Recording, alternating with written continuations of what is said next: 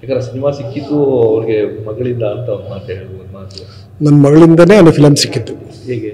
ನನ್ನ ಮಗಳೇ ಅದಕ್ಕೆಲ್ಲ ಓಡಾಡಿ ಅವನಿಗೆ ಟ್ರೈನಿಂಗ್ ಕೊಡಿಸಿ ಅವ್ರ ಹತ್ರ ಎಲ್ಲ ಹೋಗಿ ರಿಕ್ವೆಸ್ಟ್ ಮಾಡಿ, ಪ್ರೊಡ್ಯೂಸರ್ನ ರಿಕ್ವೆಸ್ಟ್ ಮಾಡಿ, ಡೈರೆಕ್ಟ್ರನ್ನ ರಿಕ್ವೆಸ್ಟ್ ಮಾಡಿ, ಡೈರೆಕ್ಟ್ರನ್ನ ಬಾಂಬೆಗೆ ಹುಡಿಕೊಂಡೋಗಿ ಪಾಪ ಅವರೆಲ್ಲ ಒಪ್ಕೊಂಡು ಮಾಡಿದ್ರು. ಮತ್ತು ಅವರುಗಳಿಗೆ ಇದೆಲ್ಲ ಗೊತ್ತಾದಾಗಲೂ ಅವರು ಇವನಿಗೆ ತುಂಬ ಬುದ್ಧಿ ಹೇಳಿದ್ದಾರೆ.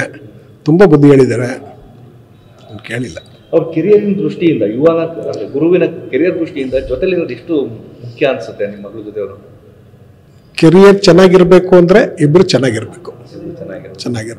ಇನ್ನೊಂದು ವಿಚಾರ ತಮ್ಮ ನೋಟಿಸಲ್ಲಿ ನೋಡಿದಂಥದ್ದು, ಯಾವುದೋ ಸಹನಟಿಯಿಂದ ಇದು ಕಾರಣ ಆಯಿತು ಅಂತೇಳಿ ನೋಟಿಸಲ್ಲಿ ಇದೆ. ಅದು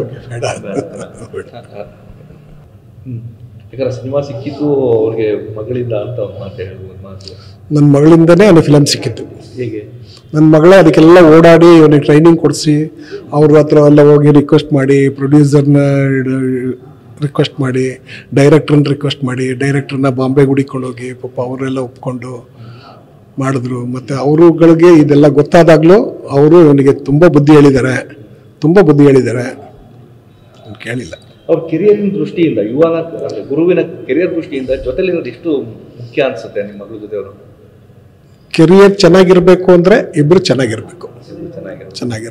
ಇನ್ನೊಂದು ವಿಚಾರ ತಮ್ಮ ನೋಟಿಸಲ್ಲಿ ನೋಡಿದಂಥದ್ದು, ಯಾವುದೋ ಸಹನಟಿಯಿಂದ ಇದು ಕಾರಣ ಆಯಿತು ಅಂತೇಳಿ ನೋಟಿಸಲ್ಲಿ ಇದೆ. ಅದು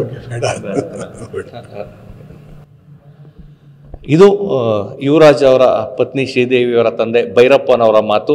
ಸೊ ಅವ್ರು ಹೇಳುವಂಥದ್ದು ಈ ಒಂದು ವಿಚಾರ ಅತ್ಯಂತ ಸೂಕ್ಷ್ಮವಾಗಿದೆ. ಈಗಲೂ ನನಗೆ ವಿಶ್ವಾಸ ಇದೆ, ಗಂಡ ಹೆಂಡತಿ ಕುಳಿತು ಮಾತನಾಡಿದರೆ ಆ ಸಮಸ್ಯೆ ಬಗೆಯಿರ್ತದೆ. ಮತ್ತು ಯುವನಿಗೆ ಒಂದು ಕಿವಿ ಮಾತನ್ನು ಹೇಳಿದ್ದಾರೆ, ನಿನ್ನ ಕೆರಿಯರ್ ಗ್ರೋತ್ ಇರ್ಬೋದು ಅಥವಾ ನಿನ್ನ ಅದೃಷ್ಟ ಇರ್ಬೋದು, ಅದು ಆ ಶ್ರೀದೇವಿ. ಯಾಕಂದರೆ ಪ್ರೀತಿಸಿ ಮದುವೆ ಆಗಿದ್ದಾರೆ, ಅನ್ಯೋನ್ಯತೆ ಇದೆ, ಮುಂದೆಯೂ ಅದೇ ರೀತಿ ಇರಲಿ ಅನ್ನೋ ಒಂದು ಮಾತನ್ನ ಹೇಳಿದ್ದಾರೆ. ಕ್ಯಾಮ್ರಾ ಪರ್ಸನ್ ರಘು ಜೊತೆ ರಾಮ್, TV9 ಮೈಸೂರು.